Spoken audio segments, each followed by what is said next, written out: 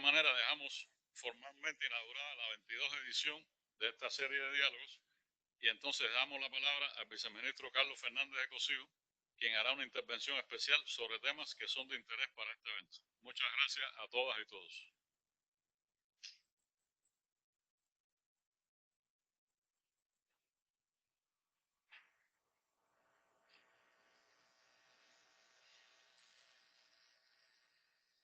Viceministra Josefina Vidal.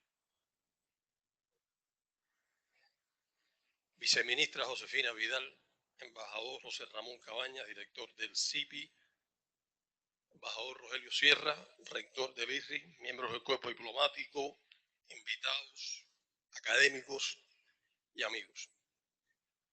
El día de hoy y el evento en su conjunto coincide con los 10 años de haberse anunciado de manera simultánea por el presidente Raúl Castro y el presidente Barack Obama la intención de ambos gobiernos de avanzar hacia el establecimiento de relaciones diplomáticas.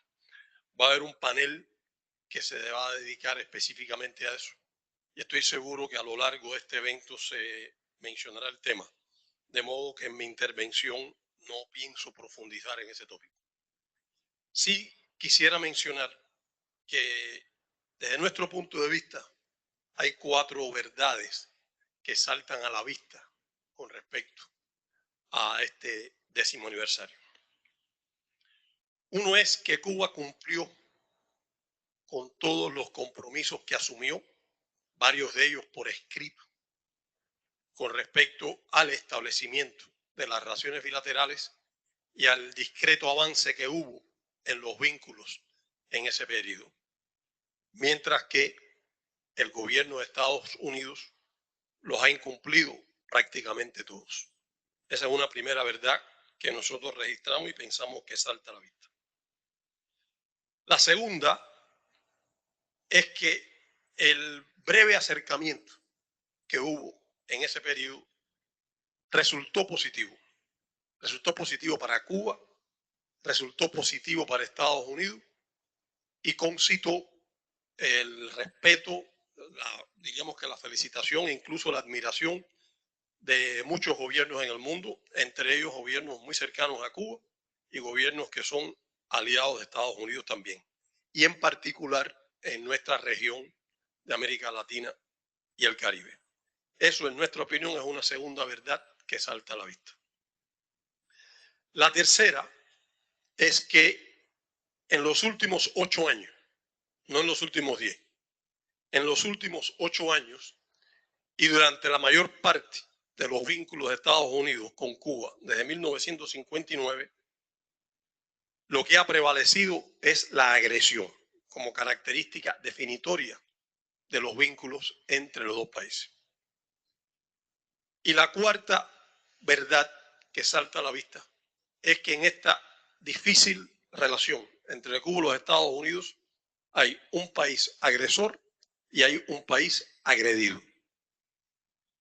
Todas son importantes para el análisis académico, para el análisis intelectual sobre el conflicto entre Cuba y los Estados Unidos y para el estudio de las perspectivas de lo que pudiera ser una evolución hacia una relación más respetuosa, más civilizada entre nuestros dos países. Pero la cuarta en particular, la que define que aquí hay un país agresor y hay un país agredido, permite comprender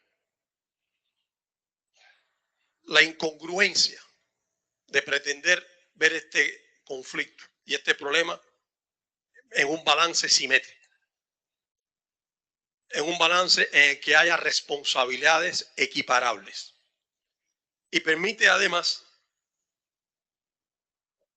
ver la incongruencia en la idea que en muchas ocasiones surge de reclamarle a Cuba gestos o reclamarle a Cuba concesiones en aras de buscar un acomodo civilizado y viable con los Estados Unidos. Es un enfoque desde nuestra apreciación que resulta intelectualmente insostenible y moralmente inaceptable. Y la historia de Estados Unidos en el trato con otros países también demuestra muchas veces que es un enfoque que resulta improductivo. Esto no quiere decir, y quien estudie la historia lo comprenderá, que a lo largo de la historia Cuba no ha tenido la disposición de ofrecer gestos y que no forme parte de nuestro modo de actuar en la relación con cualquier país, y eso incluye Estados Unidos, de encontrar fórmulas que no consideramos una obligación, pero que sí entendemos que dentro de determinadas condiciones es legítimo y es oportuno ofrecer algún gesto para lograr un encuentro, para encontrar una solución a un conflicto que es difícil. Pero lo que es incongruente es reclamarle a Cuba que sea Cuba quien tenga que dar un paso en esta dirección. Durante estos 8 años en que lo que ha primado más bien ha sido la agresividad, la política Trump-Biden, que podemos encajarla más o menos en un mismo esquema, contra Cuba, ha considerado conveniente y hasta cierto punto necesario encontrar formas de justificar la actuación y justificar los pasos que se han dado. Era necesario primero para justificar ante la opinión pública estadounidense y de otras, sobre todo estadounidense y de otras partes, el desmantelamiento de un proceso exitoso que había concitado respaldo y que había resultado positivo según las evaluaciones de la época, positivo para ambos países. Y después era necesario para fundamentar la aplicación de una serie sucesiva de medidas coercitivas, de medidas agresivas contra Cuba y medidas que iban contradiciendo los compromisos que se asumieron entre 2014 y 2017. Yo incluyo aquí enero del 2017. Y conviene recordar cuáles fueron los pretextos que se fueron esgrimiendo. Muchos de ellos parecen leyendas de películas de James Bond, pero se usaron y aún se usan algunos de ellos. Por supuesto, el primero que salta a la vista es el de los supuestos ataques sónicos o neurológicos contra diplomáticos de Estados Unidos en Cuba. Algo que las voces más autoridades de la ciencia de Cuba, de muchos centros en Estados Unidos, de muchos países que son aliados de Estados Unidos, la han descalificado por considerar que resulta imposible lo que se está alegando y por considerar que desafían las leyes de la física. Es algo que además ya ha desacreditado la propia comunidad de inteligencia en los Estados Unidos. Sin embargo, es algo que se reflota con frecuencia. Aparecen artículos de prensa, aparecen reportajes. El Wall Street Journal es uno que lo reflota con frecuencia. CNN sacó un reportaje hace 2 años sobre el tema, tratando de reflotarlo nuevamente, sin ninguna evidencia, sin ninguna base y sin ningún apego riguroso a la ciencia. Pero este fue el primero que sirvió para tratar de desmantelar un proceso que fue exitoso. Durante varios años, sobre todo el 2019 y el 2020, se esgrimió mucho la supuesta presencia en Venezuela de 20.000, 30.000, llegó a hablarse hasta de 40.000 soldados cubanos. Nadie ha visto nunca un batallón cubano en Venezuela. Un batallón tiene cerca de 1.000 efectivos. No creo que nadie haya visto una compañía. Sin embargo, es un tema que ya no se habla mucho de él, que se repitió mucho, pero al amparo del cual se aplicaron contra Cuba medidas coercitivas que hoy económicas que hoy se mantienen en pie, que el gobierno de Biden las implementó estrictamente, a pesar de tratarse de una leyenda en la que nadie cree y que el gobierno no repitió. Más recientemente está la leyenda de las bases militares chinas en Cuba, que surgió en junio del 2023 y que se repite. Cada cierto tiempo aparecen artículos que repiten el tema. En Cuba, una de las características de la capital cubana es que es una capital con una amplia presencia de misiones diplomáticas, incluyendo, por supuesto, una embajada de Estados Unidos. Ninguna, ni siquiera la China, ha reportado que existen en Cuba bases militares chinas. Una base militar supone efectivos militares. Nadie ha visto efectivos militares en Cuba. Han llegado al punto, un centro CSIS, son las siglas que utiliza supuestamente un centro prestigioso sobre el análisis de seguridad e inteligencia, que recibe financiamiento del gobierno de Estados Unidos, ha llegado a expertos citados de ellos a decir incluso dónde es que están ubicadas las bases. Sin embargo, ese cuerpo diplomático, la prensa extranjera acreditada en Cuba, no ha logrado encontrar dónde quedan esas bases misteriosas que pertenecen a China. Y Cuba no es un país inmenso. Cuba se recorre en automóvil en menos de un día. O sea, no es difícil.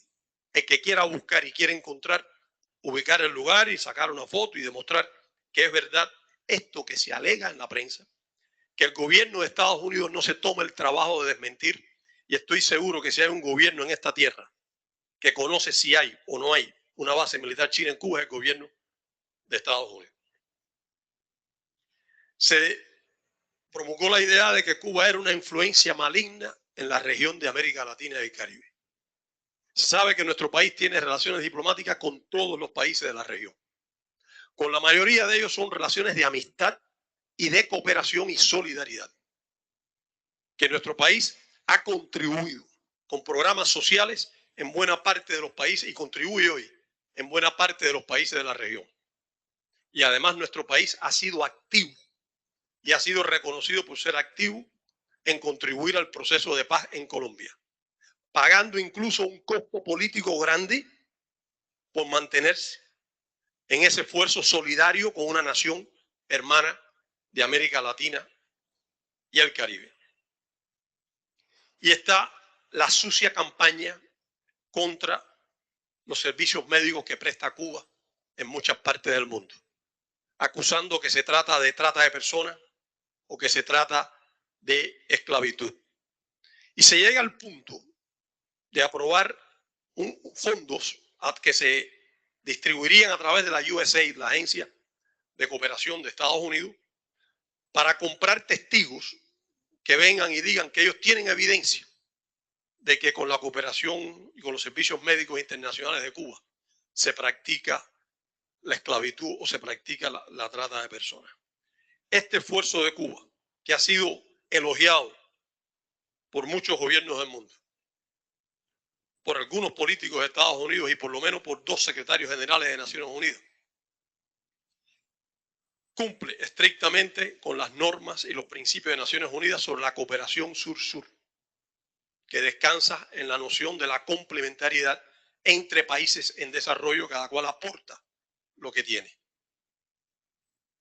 El servicio médico cubano, el cooperante de la salud cubano en un país, para poder considerarse trata de personas, tendría que ir engañado. Todo cubano sabe a dónde va, a qué país va, a qué territorio va y cuál es su misión. Tendría que estar restringido en su movimiento, que no puede moverse y bajo vigilancia. Todo el que conozca un poco sobre esto sabe que eso es absurdo. No se puede tener a decenas de miles de profesionales en el mundo con un guardia al lado. Es imposible. Y en tercer lugar, se dice que no reciben retribución. El médico o el profesional de la salud que va a un país, mientras está en la misión, recibe íntegramente su salario en Cuba. Por tanto, recibe un pago por la actividad profesional que realiza. Y en adición, recibe en el país de destino un estipendio que es muy superior al salario de él y al salario de sus colegas en Cuba. Por tanto, es una absoluta falacia decir que se tratan de personas que no reciben ingresos. Esto, sin embargo, es fuente de represalia contra Cuba y fuente de presión contra terceros gobiernos.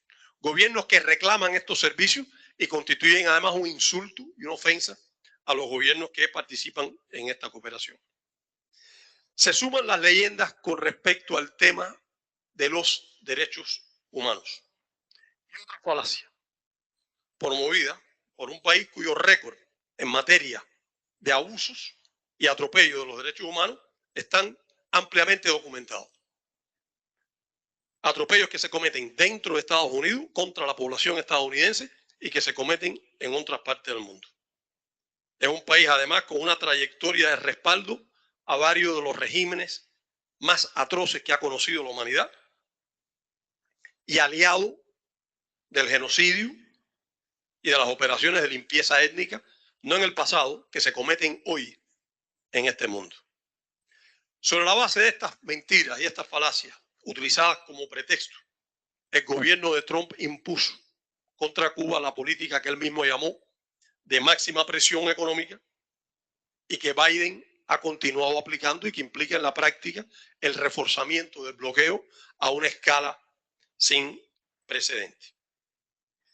En julio del 2021 ocurrió algo que forma parte de estas leyendas, que están los supuestos abusos y atropellos cometidos por el gobierno cubano ante protestas que ocurrieron el día 11 y en la mañana del 12 de ese día. Y sirvió de pretexto para justificar una política previamente concebida por el gobierno de Biden, que a pesar de las promesas que hizo, como algunos artículos que se han publicado en estos días señalan, a pesar de las promesas que hizo de retomar, al menos en cierta medida, el rumbo del gobierno demócrata anterior y de revertir súbitamente, era lo que decía la plataforma demócrata, las medidas de Trump, lo que hizo fue continuar aplicando las medidas de reforzamiento económico, observar qué sucedía en Cuba en el momento más dramático y más crítico para nuestro país, con la pandemia de la COVID, y confiar que ellos no asumían el costo, puesto que fueron medidas adoptadas por el gobierno anterior, a pesar de que se estaban aplicando con absoluta y sorprendente lealtad. Pero la narrativa con respecto a los abusos cometidos llegaron hasta incorporar las personas que conocen Cuba, que han viajado a nuestro país, que conocen nuestra forma de actuar. Y por supuesto es en cierta medida expresión de la exposición que tiene la mayoría de los estadounidenses a la descomunal maquinaria de propaganda del gobierno de Estados Unidos y de los grandes medios monopolizados de información. El gobierno de Biden usó y aún enarbola hoy esa bandera, a pesar de que el gobierno de los Estados Unidos tiene responsabilidad directa e indirecta con lo que aconteció ese día. Y esto que estoy planteando lo hemos dicho directamente en los intercambios diplomáticos que hemos tenido con el gobierno de Estados Unidos. Ahora, lo anterior son solo ejemplos, no son los únicos, de las diversas maneras de tratar de demonizar una experiencia que resultó positiva y que resultó celebrada, y por supuesto de tratar de demonizar a Cuba con el ánimo de justificar la hostilidad. En los próximos meses y en los próximos años no debemos sorprendernos de que surjan nuevas leyendas parecidas, algunas tan exóticas como la de los ataques sónicos y neurológicos, pero otras para intentar justificar políticas de hostilidad. Y después es la manera de venderle a la opinión pública una política y una conducta cruel, y a los ojos de la mayoría de las personas, si estuvieran bien informadas, inexplicable. Nosotros conocemos lo suficiente sobre Estados Unidos para comprender que si la mayoría del pueblo de Estados Unidos conociera los hechos como son, si la información respecto a Cuba fuera objetiva y no distorsionada, si no se asustara constantemente a la población con respecto a peligros inexistentes relacionados con Cuba, y si no se estimulara la hostilidad contra un supuesto adversario que no lo es y que no se propone serlo, el pueblo de Estados Unidos tendría un respaldo aún mayor a favor de las relaciones con Cuba, de los intercambios entre los dos países, y no por eso dejaría de tener diferencias políticas con nosotros. Pero estamos seguros que por puro sentimiento no respaldaría y no acompañaría una política como la que hoy se aplica contra nuestro país. En varias ocasiones hemos precisado que a pesar de la continuación de la política de máxima presión económica, hay ciertas diferencias políticas en el comportamiento del actual gobierno de Estados Unidos, el de Joseph Biden, con respecto al anterior, al de Trump. Y nosotros las reconocemos en distintas áreas. Pero hay una que se ha mantenido con un grado de sistematicidad, pudiendo haberse cambiado y que no podemos pasarla por alto, que es la presencia de Cuba en la lista del Departamento de Estado sobre países que supuestamente patrocinan el terrorismo. Esta fue una decisión adoptada por el gobierno de Trump en los últimos días de la presidencia, se conoce bien, que incluso en el momento recibió rechazo desde las filas del Partido Demócrata, en los días en que Trump tomó la decisión. Ha estado absolutamente en manos del presidente de los Estados Unidos y de su Departamento de Estado modificar esa realidad. Se trata de un puro reconocimiento de la verdad. O sea, hacer una declaración de honestidad para cambiar esa realidad.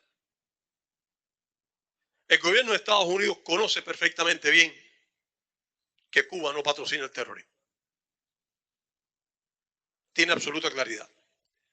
Pero también conoce perfectamente bien el daño que es capaz de causar manteniendo a Cuba en esa lista. Y evidentemente ese es el propósito que ha prevalecido. Y lo paradójico es que Estados Unidos sí ha practicado el terrorismo, incluyendo el terrorismo de Estado, y lo ha practicado justamente contra Cuba, además de otras partes del mundo. Estas son realidades que no pueden ignorarse cuando intentamos aproximarnos a la difícil convivencia entre Cuba y Estados Unidos. Ahora, a modo de información, es importante entender, hay áreas en las que Cuba ha estado dispuesta a trabajar con Estados Unidos por considerar que son de beneficio para nuestro país, por identificar que son también de beneficio para Estados Unidos y que podemos cooperar.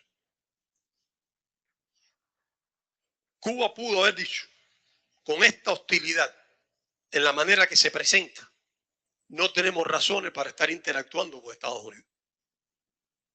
Deben primero modificar esto, modificar lo otro, antes de nosotros comenzar a actuar. Y teníamos todo el derecho para hacerlo. Y se hubiera entendido como algo lógico que lo hicieran. Y voy a enumerar algunas de esas áreas. Naturalmente, el gobierno de Estados Unidos lo presenta como gestos de este gobierno con respecto a Cuba. En realidad se trata de todo lo contrario. Es Cuba la que tenía el derecho y la razón legítima para decir, no, nosotros porque vamos a cooperar con ustedes si aquí hay una hostilidad unilateral hacia Cuba, sin ningún acto unilateral de Cuba hacia los Estados Unidos. Entre esas áreas está el tema migratorio, que es importante para Cuba, pero que también es importante para los Estados Unidos. Con acuerdos que durante el gobierno de Trump se incumplieron unilateralmente por parte de Estados Unidos. Y nosotros tuvimos la disposición de retomar el diálogo y de mantener la cooperación y el cumplimiento de los acuerdos. En este periodo ha habido también cooperación y diálogos sobre aplicación y cumplimiento de la ley en varias esferas.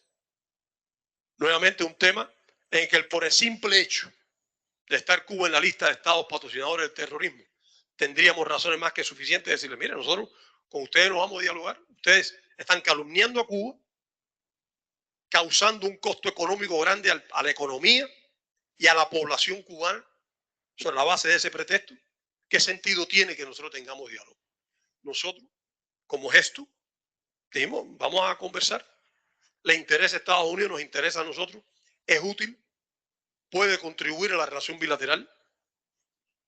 Algo parecido sucede con los intercambios que ha habido en materia de medio ambiente, en materia de salud con muchas instituciones de Estados Unidos y muy productivo, en materia de ciencia y tecnología, intercambios con la Academia de las Ciencias Avanzadas de Estados Unidos, varios y de alto nivel, de alto calibre científico procedente de Estados Unidos y de alto calibre científico de Cuba. Ha habido intercambios en materia y cooperación, en materia de geología, en educación superior, en educación básica, en arte y cultura, que posiblemente sea de lo que más se ve.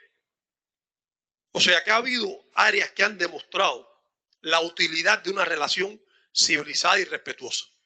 Y que Cuba, a pesar de la hostilidad, ha tenido la disposición de encaminar y de desarrollar. No podemos decir que estas áreas impliquen avances trascendentales en la relación bilateral, puesto que sabemos que el bloqueo económico es la esencia de la relación bilateral, o es lo que más marca la relación bilateral. Pero son áreas de importancia cada una en su frente y beneficiosas para ambos países y que demuestran lo que nuestros gobiernos y nuestros países son capaces de hacer. Nosotros hemos llegado a estar dispuestos a tener un diálogo con Estados Unidos específicamente sobre terrorismo. Y le hemos propuesto oficialmente tener un diálogo formal sobre derechos humanos. No hemos recibido. Y pudimos haber tenido un diálogo sobre compensaciones, muy importante para Estados Unidos y muy importante para Cuba. Evidentemente no apareció la disposición para esos diálogos. Y reitero, tendríamos todas las razones del mundo para rechazar esas posibilidades.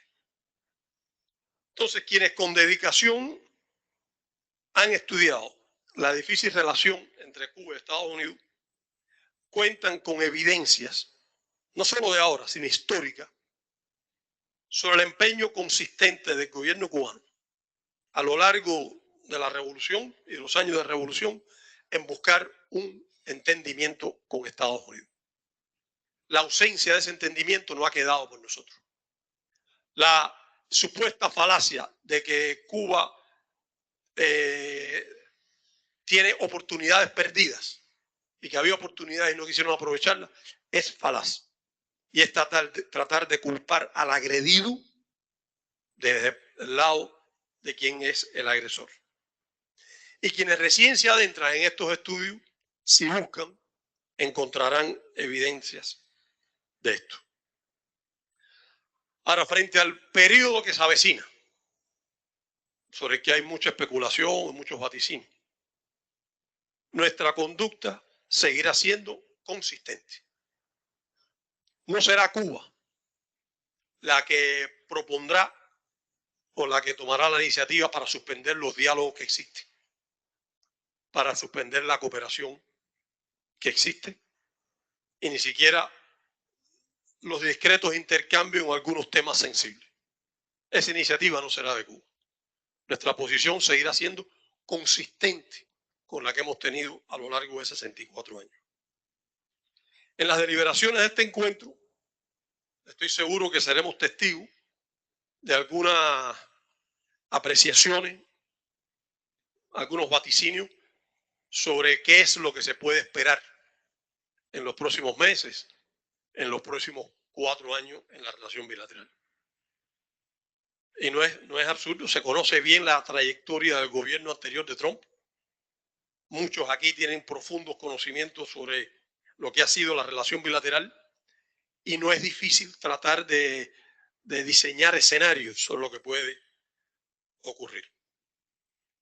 Y además se conocen las declaraciones que ya, o en el pasado, no ya, que en el pasado han emitido algunos de los que conformarán el gobierno de Estados Unidos, de algunos de los que aspiran a formar parte del gobierno de Trump y de aquellos que nuevamente sueñan con que el momento ha llegado.